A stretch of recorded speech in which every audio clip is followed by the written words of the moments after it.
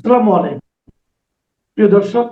অন্য মঞ্চের আলোচনায় আমাদের আজকের অতিথি সাবেক সচিব জনাব আবু আলম শহীদ খান। শহীদ ভাই, আপনাকে অনেকদিন পরে পেলাম, আশা করি একটু ভালো আছেন। তো একটা আমার জিনিস আমি সৌভাগ্য, একটু অনেকদিন পরে না তোমার সাথে কথা বলাই তো একটা আনন্দের বিষয়। এবং আমরা অনেক ছোট ছোট বিষয় নিয়ে কথা বলতে পারি, যেটা হয়তো মানে আমাদের বাংলাদেশের মানুষের জন্য, নাগরিকদের জন্য হয়তো কোনো আলোর দিশা দেখাতে পারে, বা কোনো একটা আলোক আমরা ছড়িয়ে দিতে পারি। জি, আমরা কয়েকটা বিষয় নিয়ে, ছোটখাটো বিষয় কিন্তু আমার কাছে বেশ সিগনিফিকেন্ট মনে হয়েছে। যেমন ধরেন, নির্বাচন তো হয়ে গেল। নির্বাচনের সময় সরকার একটা ব্যয় সীমা নির্ধারণ করে দেয় এবং সেখানে অনেকে হলফনামা দাখিল করে। হলফনামায় কি দেয় সেটা আমরা দেখি এবং ওটা আমাদের একটা মোটামুটি মানে হাস্যরসের খোরাক জোগায়। তো এবং এই লোকগুলি তো দেশ শাসন করে, সবচেয়ে যেটা বড় কথা, এই লোকগুলি দেশ শাসন করে, এই দলগুলি দেশ শাসন করে। আমরা পরবর্তীতে দেখতে পাই যে 3 মাসের মধ্যে তারা একটা হিসাব দেয় যে এই নির্বাচনে তারা কি পরিমাণ ব্যয় করেছে। তো আমরা সেরকম একটা ব্যয়ের হিসাব আজকে দেখলাম যে আমাদের জামাতে ইসলাম ওনারা পুরো নির্বাচনে মাত্র 4.5 কোটি টাকা ব্যয় করেছে। আবার দেখলাম জাতীয় পার্টি, তারা দেখলাম যে 24 লাখ না 25 লাখ টাকা ব্যয় করেছে, সব মিলিয়ে। তো আপনার কি মনে হয়?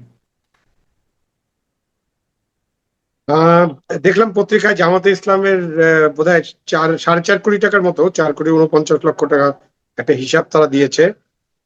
তখন আমার একটা চিন্তা হলো যে এই দলের ব্যয়, এটা তো তারা আইনের মধ্যে থেকে দিয়েছে। সেটার কারণে তাদের এর বেশি অত দেওয়ার তাদের সুযোগ নেই। সুতরাং আমরা মুখে যাই বলি না কেন, আইনের যে মারপ্যাচ আছে সেটার মধ্যেই থাকতে হবে, এটা হয়তো জামাত সেভাবে দিয়েছে। তো তাদের একটা ব্যয় শুধু আমি দেখার চেষ্টা করলাম যে আচ্ছা কি করলো জামাত। আচ্ছা, নির্বাচনী ইশতেহারটা যখন প্রকাশ করেছিল তখন তারা কোথায় করেছিল? তো তখন আমি একটা সার্চ দেওয়ার পরে দেখলাম যে তারা হোটেল শেরাটন নির্বাচনী ইশতেহারটা প্রকাশ করেছিল। তো এখন আপনি আর আর কিছু বলার তো দরকার নেই। হোটেল শেরাটনের বুক করা, নির্বাচনী ইশতেহার প্রকাশ করা, শেরাটন ভাড়া করা, এবং তারপরে যে এত লোককে দাওয়াত করা, সাংবাদিক সহ সকলের খাওয়া দাওয়া অ্যারেঞ্জ করা, ওইটাতে কত টাকা খরচ হতে পারে এটা তো আমাদের ধারণার মধ্যে আছে। তো সো এই যে আমাদের যে আইন আছে, মানে আইনের মারপ্যাচের কারণে অনেক বিষয়ে পরিষ্কার পরিচ্ছন্ন উত্তর দেওয়া এইসব দলগুলোর পক্ষে সম্ভব নয় বলে মনে করি। তো এইখানে আমাদের সংস্কারের দরকার আছে, সংস্কারটা করতে হবে। তো জামায়াতে ইসলাম বা যে পার্টি, জাতীয় পার্টি, জাতীয় পার্টি তো মাত্র 5 লাখ টাকা ব্যয় করেছে, সেটা তো আরেকটা মানে হাসির উদ্রেক করবে হয়তো যখন লোকজন দেখবে। এবং তারা কত সিটে, সম্ভবত 196 সিটে তাদের নমিনেশন দিয়েছিল, তারা ইলেকশন করেছে। আর জামাত তো 200-র বেশি সিটে তারা প্রতিদ্বন্দ্বিতা করেছে। তো এই যে মানে আমাদের দেশে যেটা নিয়ে আলোচনা হচ্ছিল, যে আমাদের দেশের পার্টিগুলো তো চাঁদা বা অনুদানের উপর নির্ভর করবে, খুব স্বাভাবিক। তো এই চাঁদা এবং অনুদান নেওয়া, মানুষ যে তাদেরকে চাঁদা অনুদান দিবে, এটা একটা ওয়েবসাইটে প্রকাশ, যেটা আমেরিকা হয়। এখন আমরা তার হঠাৎ করে আমেরিকান গণতন্ত্রের মতো গণতন্ত্র চালু করতে পারবো না, এবং আমেরিকান গণতন্ত্র নিয়েও অনেক আলাপ আলোচনা আছে, অনেক সমালোচনা আছে। বাট আমাদের এই যে চাঁদা দেওয়া, অনুদান নেওয়া, সহায়তা নেওয়া, সেগুলো যদি আমরা প্রকাশ করতে পারি, ডিজিটাল প্রকাশের একটা ব্যবস্থা থাকে, এবং খরচটা কিভাবে করলাম সেটা যদি থাকে, তাহলে হয়তো এইসব নিয়ে আমরা আলাপ আলোচনা হয়তো অদূর ভবিষ্যতে আর করতে নাও করলে চলবে। বাট এটার জন্য সম্ভবত সময় দিতে হবে রাজনৈতিক দলগুলোকে, নির্বাচন কমিশনকে, এবং সরকারকে। কেন এগুলো করতে সময় লাগবে, এই সময়টা মনে হয় এখনো আমরা দিতে পারিনি। যদিও আমরা সংস্কার নিয়ে অনেক কথা বলেছি, আমাদের অনেক তো বিদেশি নাগরিক, স্বদেশী নাগরিক, বিদেশে অবস্থানরত বাংলাদেশি নাগরিক, এনজিও, এবং ডক্টর ইউনূসের সময়কার কথা বলছি, ওনার সময় তো এই নির্বাচন কমিশন সংস্কার নিয়ে, আমাদের সংবিধান সংস্কার নিয়ে, তারপরে ঐকমত্য কমিশন নিয়ে, মানে এইরকম যে কত কমিশন এবং কত আলাপ আলোচনা, স্থানীয় সরকার নিয়ে কত আলাপ আলোচনা, কত কিছু হলো। হওয়ার পরে তো এখন কি নেট রেজাল্ট হচ্ছে 3-0 আর কি। এটা ইউনূস সাহেবের 3-0 না, 0+0+0=0, এইটার হলো অবস্থা। সেই কারণে এই সংবাদগুলো আপনারা দেখছেন, মানে আমরা দেখছি, এবং আমরা তখন চিন্তা করছি যে এটা কিভাবে সম্ভব। এর বাইরে যেখানে বড় শুভঙ্করের ফাঁকি আছে, এটা তো একটা জায়গা। মানে জামাত নিশ্চয়ই এত কম টাকায় তাদের কেন্দ্রীয় নির্বাচনী ব্যয় নির্বাহ করে নেই। এই ব্যাপারে মানে আমি তো জোর করে কিছু বলতে পারবো না, স্ট্যাটিস্টিক্স তারা দিয়েছেন। বাট একটা ধারণা সকলের হতে পারে যে জামাতে ইসলামী যে নির্বাচনী প্রচারটা করছিল 11 দল মিলে, তাদের যে নির্বাচনী প্রচার প্রোপাগান্ডা, তাদের যে সামাজিক যোগাযোগ মাধ্যম, এবং তাদের যে প্রতিদিন তাদের কেন্দ্রীয় নেতাদের যে কাজকর্ম, তারপর তাদের ভ্রমণ এবং কর্মীদের সাথে সরাসরি যোগাযোগ, এইসব এই 4,49,00,000 টাকায় হয়নি। সেখানে যে শুভঙ্করের বড় ফাঁকিটা আছে, যে ওখানে আবার আরেকটা আইন আছে আমাদের, ওটাও একটা বেকায়দার মতো আইন, যে প্রত্যেক ভোটারের জন্য 10 টাকা করে খরচ করতে পারবে। আপনি চিন্তা করে দেখেন মাসুদ কামাল, যে একজন ভোটারের পিছনে 10 টাকা, মানে নির্বাচন ঘোষণা করার পরে 40 দিন 50 দিন সময় থাকে, প্রতিদিন ভোটারদের সাথে যোগাযোগ করতে হয়, ভোটারদের জন্য ক্যাম্প খুলতে হয়, ভোটারদের বাড়ি বাড়ি যে স্লিপ পাঠাতে হয়, ভোটারদের ওই আপনার মাইকিং করতে হয়, অন্যান্য প্রচারপত্র দিতে হয় যেটা ব্ল্যাক এন্ড হোয়াইট। তারপরে ভোট যেদিন হবে সেদিন ভোট কেন্দ্রের আশেপাশে আপনার তাদেরকে বসতে হয়, ভোটার লিস্ট নিয়ে লোকজনকে সহায়তা করার জন্য তারা বসেন। তারপরে যে ভোট কেন্দ্রে যদি একেবারে ছোট ভোট কেন্দ্র হলো, কমপক্ষে 4টা বুথ থাকে, 2টা মহিলা বুথ থাকে, বা 3টা মহিলা বুথ, 3টা পুরুষদের বুথ, সেই বুথে আপনার এজেন্ট দিতে হয়। সেই agent double double double agent দিতে হয়, কারণ সেই এজেন্টের তো মাঝখানে কিছুক্ষণের জন্য বাইরে আসার দরকার হতে পারে, খাওয়ার দরকার হতে পারে। তো এইরকম যে পুরা হিসাবটা যখন আপনি করবেন, তখন কিন্তু বোঝা যায় আসলে কত টাকা খরচ হয়। জামাতের জন্য এবং অন্যান্য দলের জন্য একটা সুবিধা আছে, তারা বলতে পারেন ক্যান্ডিডেটদের সুবিধা, এটা তারা সবসময় বলেন। একজন ক্যান্ডিডেট এক্স উনি বলেন যে আমি তো এই এই 10 টাকার মধ্যেই আছি, এই হলো আমার খরচ। উনি কিন্তু একটা হিসাব দিয়ে দিবেন, এবং আপনার ওই একটা ব্যাংক হিসাব খুলবেন, ওই ব্যাংক হিসাবে থাকবে। বাট এর বাইরে মানে প্রমাণও কাছে, এবং এই ব্যাপারটা একটা সম্ভবত রিসার্চও করেছিল একটা এনজিও, প্রথম আলোর এরকম একটা রিসার্চ সংবাদ প্রকাশ করেছিল, যে টাকার কথা বলা হয় তার চেয়ে 10 গুণ 20 গুণ 30 গুণ টাকা ক্যান্ডিডেটরা খরচ করেন। তখন ওনাদেরকে জিজ্ঞেস করলে ওনারা বলেন এই টাকা আমার আত্মীয় দিছে, বন্ধু দিছে, আমার অমুক সমর্থক এখানে টাকাটা খরচ করেছে। এখন তো আপনি সেটার উপরে তো কোনো নিয়ন্ত্রণ নাই, এবং কিন্তু আইনগতভাবে আপনি বাধা দিতে পারবেন না। সো আমাদের নির্বাচন কিন্তু একটা বড় ধরনের টাকার খেলা হয়, এটা অনেক দিন ধরেই সবাই বলছে। এবং সেখানে বারবার বলা হয় যে আমাদের নির্বাচন হচ্ছে পেশি শক্তি এবং কালো টাকার নির্বাচন। এইটা হচ্ছে আমাদের নির্বাচনী ব্যবস্থা এইভাবে ধ্বংস হয়ে গেছে। এই নির্বাচনী ব্যবস্থা যে পেশি শক্তি, কালো টাকা, হোন্ডা গুন্ডা, এদের হাত থেকে এই নির্বাচনী ব্যবস্থাকে ফিরিয়ে আনার জন্য সরকারকে কাজ করতে হবে। এই সরকার, যে নতুন সরকার গঠিত হয়েছে, এই সরকার নানানমুখী চাপের মুখে আছে, নানান চ্যালেঞ্জের মুখে আছে। এবং নির্বাচন নিয়ে তো এটা নাকি একটা ইঞ্জিনিয়ার নির্বাচন, এটা নিয়ে বিরোধী দল তো নানান রকম কথাবার্তা বলছে, ইতিমধ্যে বলা শুরু করেছে। তাই এই সরকারকে ভবিষ্যতে নির্বাচন কেমন হবে, নির্বাচন কমিশন কেমন করে গঠন হবে, নির্বাচনী ব্যবস্থা বিধিগুলা কিভাবে সংস্কার করা হবে, এটা নিয়ে এই বর্তমান সরকারকে আসলে কাজ করতে হবে। দেশটাকে যদি আমরা একটা উদার গণতান্ত্রিক বাংলাদেশ এবং আমাদের মানুষের ভাগ্যের পরিবর্তন করতে চাই, মানে লক্ষ কোটি নিরন্ন নিপীড়িত বঞ্চিত ক্ষুধার্ত মানুষের ভাগ্য পরিবর্তন যদি করতে চাই, তাহলে এগুলো নিয়ে কাজ করতে হবে। আচ্ছা, একটা জিনিস আপনার নিশ্চয়ই খেয়াল আছে যে তারেক রহমান সাহেব মানে দায়িত্ব নেওয়ার আগে পরে বলেছিলেন যে ওনারা কোনো বড় মেগা প্রজেক্টে যাবেন না, মেগা নেবেন। তো আমরা দেখলাম যে এর মধ্যে বিমান কেনার জন্য প্রায় 42,000 কোটি টাকার একটা চুক্তি কিন্তু হয়ে গেছে যুক্তরাষ্ট্রের সঙ্গে। এবং গতকালকে একদিকে দেখলাম যে পদ্মা ব্যারেজ বানানো হবে 34,497 কোটি টাকা ব্যয় করে। এই যে বিশাল এটাকে কি মেগা প্রজেক্ট কোনোভাবে বলা যায়? 34,000 কোটি টাকা দিয়ে এগুলো তো অবশ্যই মেগা প্রজেক্ট। যেটা প্রথমটা বললেন যে আমাদের যে বোয়িং গুলো কিনতে হবে, এটা তো আমাদের আমেরিকার সাথে যে চুক্তি, সেই চুক্তি নিয়ে অনেক আলাপ আলোচনা হচ্ছে। কেউ কেউ মনে করেন যে এরকম একটা চুক্তি করা ছাড়া ইউনূসের আর কোনো বিকল্প ছিল না। বাট ওই চুক্তির ব্যাপারে একটা কথাই যথেষ্ট, ইউনূস এই চুক্তিটা করাটা নৈতিকভাবে অন্যায় করেছেন, কারণ উনি নির্বাচনের ফলাফলের জন্য অপেক্ষা করতে পারতেন, এবং উনি নির্বাচনের 3 দিন আগে এই চুক্তিটা স্বাক্ষর করেছেন। এটার জন্য এত তাড়াহুড়ো করার কোনোই দরকার ছিল না, এবং ওই 7 দিন 10 দিনে মহাভারত অশুদ্ধ হয়ে যেত না। তারপরে তো এই চুক্তির বিভিন্ন ক্লজ নিয়ে আমরা আলোচনা করতেই পারি। সুতরাং বিএনপি কে যদি এই চুক্তি মানতেই হয়, বিএনপির কিন্তু একটা সুবিধাও করে দিয়েছে ইউনূস। মানে সেটা জেনে করেছেন কি না জেনে করেছেন, কেন করেছেন, ওনাকে তো সবাই এখন আমেরিকান এজেন্ট বা ওই যে বলে বিশ্ব বাটপার নানান উপাধিতে উনি বিজয় একজন মানুষ এরকম কথাবার্তা বলছে, যেটা শুনলে আসলে কষ্ট হয়। একসময় ওনার জন্য ওনাকে যে নির্যাতনের সম্মুখীন হতে হয়েছিল বা ওনার বিরুদ্ধে যে আইনের অপব্যবহার হয়েছিল ওই সময়টাতে, সেই বা ন্যায় বিচার থেকে উনি বঞ্চিত হচ্ছেন এরকম যে বলেছিলেন, তখন কিন্তু উনার জন্য অনেক মানুষের একটা সমবেদনা জন্ম নিয়েছিল। এখন সেই সমবেদনা কিন্তু অলরেডি ক্ষোভ, দুঃখ, ঘৃণায় রূপান্তরিত হচ্ছে। তো এই বিএনপি বলতে পারে যে এইটা তো আমার কোনো উপায় নাই, আমার ওই মেগা প্রজেক্টটা তো মেগা কেনাকাটা কিনতেই হবে, যেহেতু আমি একটা চুক্তিতে আবদ্ধ। এবং চুক্তি নিয়ে তো আরো আলোচনা করার সুযোগ আছে, সেটা আমরা করতে পারবো এবং জনগণ নিশ্চয়ই আলোচনা করবে। আর যে পদ্মা যে মানে গঙ্গা ব্যারেজ যে চুক্তিটা, মানে চুক্তি তো না, যে প্রকল্পটা আমরা গতকাল এখানে আলোচনা হয়েছে এবং এটার 35,000 কোটি টাকার মতো মনে হয় এটা একটা বাজেট প্রাক্কলন করা হয়েছে।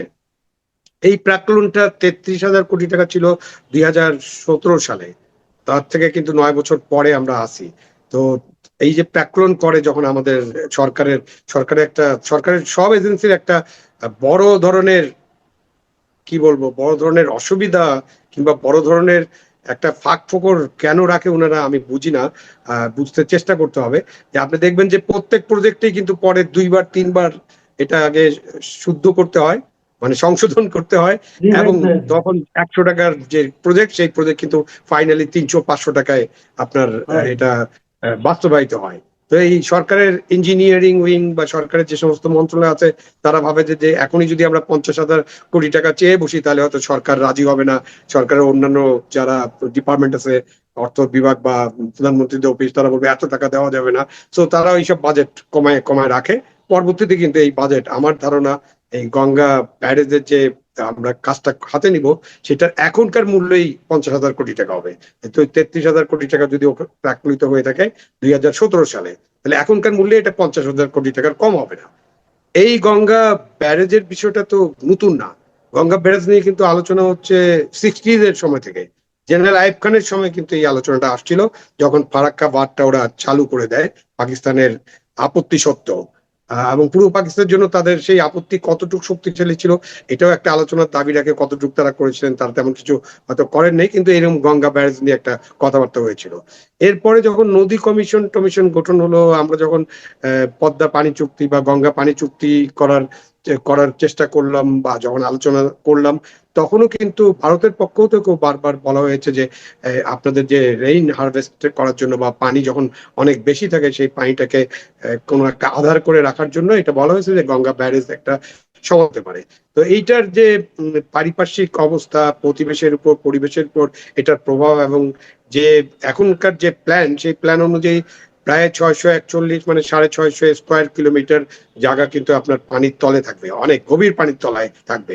আপনার নিশ্চয়ই রাঙ্গামাটিতে কি হয়েছে আমরা এটা জানি, যে ওই যে ওখানকার আমাদের বিদ্যুৎ প্রকল্প কাপ্তাই, তার জন্য রাঙ্গামাটি ওই অঞ্চলটা কত অংশ ডুবে গেছে, রাজবাড়িটা পর্যন্ত 30, 40, 50 হাত পানির নিচে চলে গেছে। তো এইরকম ব্যারেজ বা পানির আধার তৈরি করা কিন্তু প্রতিবেশ এবং জনগণের জন্য একটা দুর্ভোগের কারণ হতে পারে। সেই জন্য এইটা নিয়ে অনেক আলোচনা হয়। বাট আমরা নিশ্চয়ই যে 600, 650 বা 700 স্কোয়ার কিলোমিটার এলাকা যেটা চিহ্নিত করা হয়েছে, রাজবাড়ির নিচু এলাকা এবং ওই আশেপাশে আরো নিচু এলাকা আছে, এখান থেকে যদি আমরা জনগণকে সরাতে পারি এবং একটা পানির আধার তৈরি করতে পারি, অবশ্যই এটা বাংলাদেশের এগ্রিকালচার সেক্টরের জন্য, বাংলাদেশের মৎস্য সেক্টরের জন্য, মানে উৎপাদনশীল সেক্টর গুলোর জন্য কিন্তু এটা একটা বড় ধরনের মঙ্গল বয়ে আনবে, এটা বলা যেতে পারে।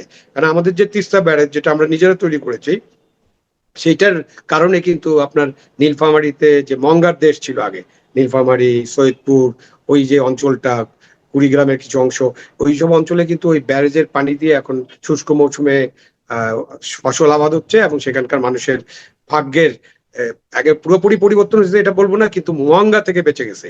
মানে আগে একবেলা খেত, এখন তো 2 বেলা খাওয়ার মতো যোগান তারা পাচ্ছে। তো এখানে এটা হবে। তারপরে আমাদের এর সাথে কাছাকাছি জায়গায় আমাদের যে বিল আছে, আত্রাই বিল, যেটা বিশাল এক জলরাশি ছিল এক সময়, সেটাও কিন্তু অনেকটা ভরাট হয়ে গেছে এবং বিলের মাঝখান দিকে আমরা একটা রাস্তা বানিয়েছি। আমাদের পরিকল্পনাবিদদের এসব নিয়ে জিজ্ঞাসা করতে হবে। পরিবেশবিদরাও অনেক কথা বলেন, ফাইনালি আবার কোনো কিছুই হয় না। তো সেখানে বিলটাও কিন্তু জলটা আটকে যাওয়ার ফলে বা পানি আটকে যাওয়ার ফলে বিলটাও সিলটেশন হয়ে যাচ্ছে।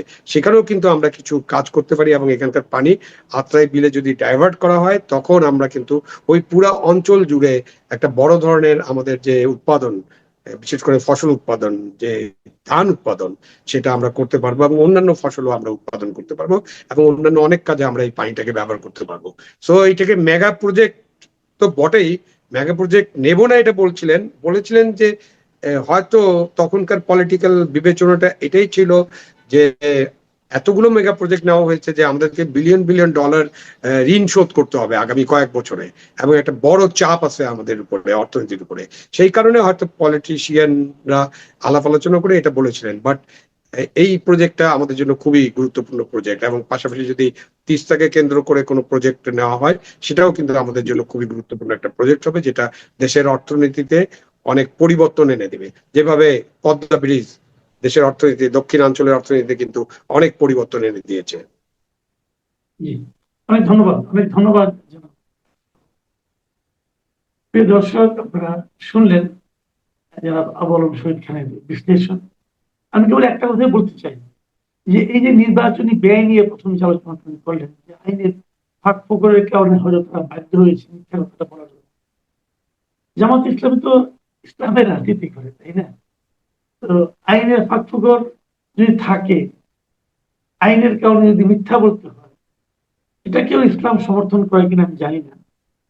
তো বরঞ্চ আইনটাই বরং চেঞ্জ করবো না, তখন আইন প্রণয়নের দায়িত্বে আছেন, ওনাদেরও দায়িত্ব আমরা মনে করি যে এমন আইন করেন না যাতে নাকি সবাইকে মিথ্যা বলতে হয়, বরঞ্চ এমন আইন করেন যে আইনটা মানা সম্ভব।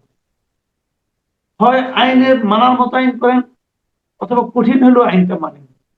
কিন্তু আপনারা যদি মিথ্যা বলেন তাহলে আমরা জনগণ কারো উপর আস্থা রাখবো। আমি জানি না অন্যরা কে কি মনে করেন, আমি ব্যক্তিগতভাবে মনে করি এই যে হিসাব দিচ্ছে বিএনপিও দিতে, এগুলি সব মিথ্যা কথা। এটা আমি পার্সোনালি বিশ্বাস করি। আমি জানি না শহীদ ভাই কি বলবেন, আমি মনে করি শহীদ ভাই আপনার কাছে মতামত দিতে চাই, আপনি কি বিশ্বাস করেন সত্য হিসাব? না, আমার বিশ্বাস হয় না, সেজন্য তো আমি কত উদাহরণ দিয়ে বললাম। এটা বিশ্বাস করার একদম কোনো কারণ নেই। মানে তাদের যে কার্যক্রম, তারা যে জি, মানে যত ইয়া নিয়ে, যত নেটওয়ার্ক নিয়ে এবং যতটা নির্বাচনের কাজ করছে তাদের কেন্দ্রীয় পর্যায়ে, এই 4 কোটি, মানে জামাতেরটা বেশি, যেহেতু জাতীয় পার্টিটা আলোচনা নাই করি, ওটা তো পুরো হাসাহাসি করতে হবে 5 লক্ষ টাকা কিভাবে কেন্দ্রের ব্যয় হয়, সেটা ওনারা ভালো বলতে পারবেন। বাট জামাতের 4,49,00,000 টাকা কেন্দ্রীয় ব্যয় হয়েছে, এটা বিশ্বাস করা কঠিন, এটা বিশ্বাস করা যায় না। এখন তারা আইনের কারণেই এই ব্যয়টা তারা এইভাবে দিয়েছেন, এটাই। আমার মধ্যে বক্তব্য এখানে যে আইনের কারণে যদি আপনাকে মিথ্যা বলতে বলা হয় তাহলে আইনটাকে চেঞ্জ করেন। হ্যাঁ, সেটাই তো করা দরকার। অফকোর্স সেটাই তাদের কাজ। তাদের কাজ হওয়া উচিত যে আমরা আইনটাকে এমন ভাবে পরিবর্তন করব যাতে আমাদেরকে কোনো মিথ্যার আশ্রয় নিতে না হয়। কেন, বিশেষ করে জামাতের জন্য তো, মানে ধরেন মিথ্যা না বলে যদি আমরা বলি যে কি একটা খণ্ডিত চিত্র, বা খণ্ডিত ব্যয় তুলে ধরা, সেটা তাদের জন্য, তারা যে যে কথাবার্তা বলেন সেটা তাদের জন্য কিন্তু খুবই একটা মানে দ্বিচারিতা হয়ে যায়। জি, অনেক ধন্যবাদ, অনেক ধন্যবাদ জনাব আবু আলম শহীদ খান। প্রিয় দর্শক, আপনাদের প্রতিও অনেক ধন্যবাদ। আপনারা আমাদের অনুষ্ঠান শুনলেন। আগামীতে আবার কথা হবে। আল্লাহ হাফিজ।